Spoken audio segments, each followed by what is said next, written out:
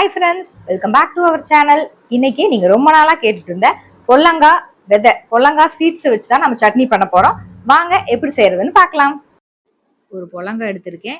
தாளிக்கிறதுக்கு கடலைப்பருப்பு, உளுந்தம்பருப்பு, வெங்காயம், பெரிய வெங்காயத்துல சின்ன வெங்காயமா ஒரு 20 வெங்காயம் எடுத்து வச்சிருக்கேன். பச்சை மிளகாய், தக்காளி, கருவேப்பிலை, சீரகம், மிளகு, மல்லி, இதெல்லாம் தான் நம்ம சட்னிக்கு தேவையான பொருட்கள். வெங்காயம் வந்து நீங்க சின்ன வெங்காயம் ஆட் பண்ணலாம், டேஸ்டா இருக்கும். நான் வந்து பெரிய வெங்காயத்தை சின்ன வெங்காயமா எடுத்திருக்கேன். பொல்லங்காயை கட் பண்ணிக்கோங்க.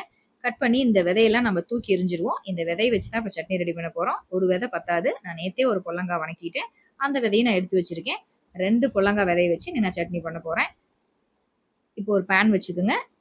உங்களுக்கு தேவையான அளவு எண்ணெய் ஊற்றிக்குங்க. இப்போ வந்து பொல்லங்காய் விதையை ஃபர்ஸ்ட் நம்ம எண்ணெயில நல்லா வணக்கிக்கலாம். இந்த விதை வந்து ப்ரௌன் கலர்ல சேஞ்ச் ஆகணும். அது வரலும் நீங்க நல்லா வணக்கிக்குங்க. வணக்கிட்டே இருங்க. அப்படியே விட்டிங்கன்னா அடியில் பிடிச்சிக்கும். இந்த கலரில் சேஞ்ச் ஆயிடணும். சேஞ்ச் ஆனதை நம்ம தனியாக எடுத்து வச்சுக்கலாம். தனியாக எடுத்து வச்சுட்டு இதுலேயே நீங்கள் வணக்கிக்கலாம். நான் வந்து இன்னொரு நியூ பேன் வச்சுட்டேன். அதில் ஆயில் ஆட் பண்ணியாச்சு. கடலைப்பருப்பு, உளுந்தம்பருப்பு இதை ஆட் பண்ணி இது நல்லா செவக்க வறுத்து விட்டுருங்க. ப்ரௌன் கலரில் ஆகணும். பாருங்கள், இந்த அளவுக்கு ஆனால் போதும். இப்போ நம்ம வந்து வெங்காயம் ஆட் பண்ணிக்கலாம். பச்சை மிளகா, கருவேப்பிலை வேணுங்கிற அளவுக்கு ஆட் பண்ணிக்கோங்க. வெங்காயம் குயிக்காக வணங்கி வர்றதுக்கு கல் உப்பு ஆட் பண்ணிக்கலாம். ஓரளவுக்கு வெங்காயம் வதங்கிருச்சு. இந்த ஸ்டேஜில் நம்ம வந்து சீரகம், மிளகு, மல்லி இதை ஆட் பண்ணிக்கலாம். மிளகு வந்து கம்மியாக ஆட் பண்ணுங்க, காரம் அதிகமாக போயிடும். மிளகு ரொம்ப ஆட் பண்ணிங்கன்னா. இப்போ வந்து நம்ம தக்காளி ஆட் பண்ணிக்கலாம். தக்காளி வந்து நம்ம மிக்சியில் அரைக்க தான் போகிறோம். நீங்கள் முழுசாகவும் போடலாம், இப்படி கட் பண்ணியும் போடலாம். தக்காளி வதங்கிருச்சு. இப்போ நம்ம எடுத்து வச்சிருந்த பொல்லங்காய் விதையை இதில் சேர்த்திக்கலாம்.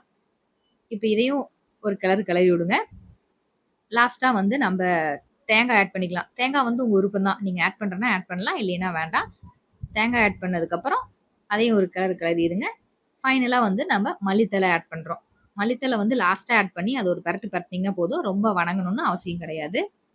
நீங்கள் பச்சை மிளகாய்க்கு பதிலாக வரமிளகா கூட போட்டு இந்த சட்னி செய்யலாம்.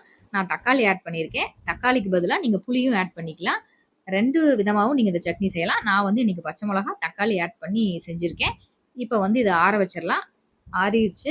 நம்ம வந்து இதை மிக்சி ஜாரில் ட்ரான்ஸ்ஃபர் பண்ணி அரைச்சிட்டு வந்துடலாம். மிக்சியில் அரைக்கிறத விட நீங்கள் செக்கில் அரைச்சிங்கன்னா டேஸ்ட்டு சூப்பராக இருக்கும். நம்ம பொல்லங்காய் விதை சட்னி ரெடி ஆயிடுச்சு. இதை நம்ம ஒரு பவுலுக்கு ட்ரான்ஸ்ஃபர் பண்ணிக்கலாம். உங்களுக்கு கெட்டியாக வேணும்னா இன்னும் கொஞ்சம் தண்ணி கம்மி பண்ணிக்கோங்க. எங்கள் வீட்டில் இப்படி இருந்தால் தான் பிடிக்கும். இட்லி, தோசை, சாப்பாடு 3க்குமே டேஸ்ட்டு அருமையாக இருக்கும். இப்போ பொல்லங்காய் பொரியலும் நம்ம பண்ணிடலாம். பொல்லங்காயை கட் பண்ணி வச்சாச்சு. வெங்காயம், கருவேப்பிலை, பச்சை மிளகா போட்டு தான் இன்றைக்கி நான் பொரியலும் செய்ய போகிறேன். நம்ம ஆல்ரெடி சீட்ஸ் வணக்கி வச்சுருந்தோம்ல, அந்த எண்ணெயே இருக்குது. அந்த எண்ணெயே போதும். கடுகு, கடலைப்பருப்பு, உளுந்தம்பருப்பு இதெல்லாம் போட்டு ஃப்ரை பண்ணிக்கலாம். வெங்காயம், பச்சை மிளகா, கருவேப்பிலை இதெல்லாம் போட்டு வணக்கலாம். கோல்டன் ப்ரௌன் கலரில் சேஞ்ச் ஆகட்டும். சேஞ்ச் ஆனதுக்கப்புறம் நம்ம காய் ஆட் பண்ணிடலாம். பொல்லங்காய் பார்த்தீங்கன்னா வெள்ளை கலரில் இருக்கும். அந்த பொல்லங்காயோட இந்த பச்சை கலர் பொல்லங்காய் வாங்கி செஞ்சு பாருங்கள். டேஸ்ட் வந்து சூப்பராக இருக்கும். காய்க்கு தேவையான அளவு மஞ்சத்தூள், உப்பு ஆட் பண்ணி வணக்கி விட்டுருங்க. எண்ணெயிலேயே கொஞ்சம் நேரம் வணங்கட்டும். ஒரு 2 மினிட்ஸ் எண்ணெயிலேயே நல்லா கிளறி விடுங்க. அதுக்கப்புறம் தட்டம் போட்டு மூடி வைங்க. அதுலேருந்தே உங்களுக்கு தண்ணி பிரிஞ்சு வரும். அந்த தண்ணியிலேயே காய் வெந்துடும். இப்போ பாருங்கள், நான் மூடி வச்சுருக்கேன். எவ்வளோ தண்ணி அதிலே விட்டுருக்குன்னு பாருங்கள். இது பத்தலினா மட்டும் நீங்கள் தண்ணி ஆட் பண்ணிங்கன்னா காய் வந்து ஒரு 5 மினிட்ஸில் குக் ஆயிரும். ஃபைனலாக தேங்காய், கொத்தமல்லி தழை போட்டோம்னா நம்ம பொல்லங்காய் பொரியல் ரெடி. தேங்காய் வேணும்னா நீங்கள் ஆட் பண்ணுங்கள், வேண்டாம்னா ஸ்கிப் பண்ணிடுங்க. இனிமேல் பொல்லங்காய் வாங்கினீங்கன்னா பொல்லங்காய் வச்சு பொரியல் மட்டும் பண்ணாதீங்க. பொல்லங்காய் விதையை வந்து வேஸ்ட் பண்ணாமல் அதில் வந்து இதே மாதிரி நீங்களும் சட்னி ரெடி பண்ணுங்கள். டேஸ்ட்டாகவும் இருக்கும், ஹெல்த்தியாகவும் இருக்கும். புதுசாக ஒரு டிஷ் நம்ம செஞ்ச மாதிரி இருக்கும். நம்ம சட்னி ரெடி, பொல்லங்காய் பொரியலும் ரெடி, ரசமும் ரெடிங்க. அப்புறம் என்ன, சாப்பிட வேண்டியது தான். பொல்லங்காய் சட்னி ரெடி பண்ணியாச்சு. இவ்வளோதான். எவ்வளோ ஈஸியாக இருக்குன்னு பாருங்கள். நீங்களும் இதே மாதிரி ட்ரை பண்ணி பாருங்கள். எப்படி இருக்குன்னு கமெண்ட்ல சொல்லுங்க. இந்த வீடியோ பிடிச்சிருந்தா லைக் பண்ணிருங்க, ஷேர் பண்ணிருங்க. இன்னொரு வீடியோல பார்க்கலாம். பாய்.